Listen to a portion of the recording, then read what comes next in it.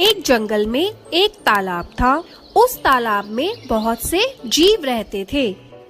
वही तालाब के पास एक वृद्ध बगुला भी रहता था, जो कि बहुत बूढ़ा होने के कारण मछलियों का शिकार करने में असमर्थ हो गया था और अक्सर उसे भूखा ही रहना पड़ता था। एक दिन जब बगुला तालाब के किनारे बैठा था, तब उसे एक तरकीब सूझी और बगुले ने जोर जोर से रोना शुरू कर दिया।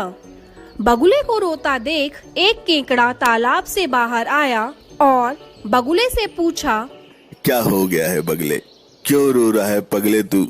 ए केकड़ा भाई, मैंने एक आकाशवाणी सुनी है कि इस तालाब का पानी जल्द ही सूख जाएगा और यहाँ के सभी जीव मर जाएंगे। बस इसीलिए मेरी आंखों में आंसू है और अम्मी जान कहती थी कि हो सके तो किसी का भला कर दो। अच्छा है। केकड़े ने यह बात तालाब में जाकर सभी को बताई और सभी जीव इकट्ठा होकर मदद लेने बगुला के पास आए और बगुला से बोले, अला बगला भाई, क्या आप हमें सुरक्षित स्थान तक पहुंचा सकते हैं? हाँ दोस्तों, यहाँ थोड़ी दूरी पर ही एक विशाल तालाब है। मैं तुम सब लोगों को कुछ ही दिनों में वहाँ पहुँचा दूंगा। सभी जीव मान गए। बगुला एक एक करके मछलियों को ले जाता और उन्हें एक चट्टान पर ले जा करके खा जाता। अब बगुला बहुत खुश था, क्योंकि उसे बिना किसी मेहनत के उसका भोजन मिल रहा था। यह सब कुछ दिन चलता रहा। फिर एक दिन केकड़े की जाने की बारी आई। केकड़ा बगुले की पीठ पर बैठ गया और बगुला भी उड़ चला।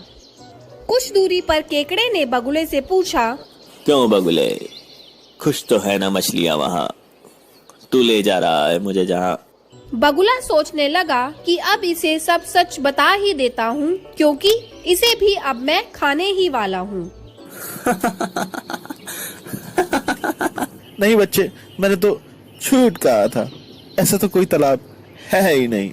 और हाँ, जो मछलियाँ मैं ले गया था वो सारी मछलियाँ मेरे पेट में खुश हैं और अब तू भी वहीं जाने वाला है। केकड़े ने सोचा, यदि यह दुष्ट बगुला जीवित रहा तो उसका और तालाब के सभी जीवों का जीवन संकट में आ जाएगा। यह सोचकर केकड़े ने अपने तेज पंजे बगुले की गर्दन में गाड़ दिए। ये तूने अच्छा नहीं किया बगुले, अब मरेगा बगुला। बगुला धरती पर जा गिरा और मर गया। बहुत फड़फड़ा रहा था, जान बचाएगा सबकी। केकड़े ने यह सारी बात वापस तालाब पर जाकर सभी जीवों को बताई। सभी जीवों ने समझदार केकड़े की प्रशंसा की और उसका धन्यवाद किया।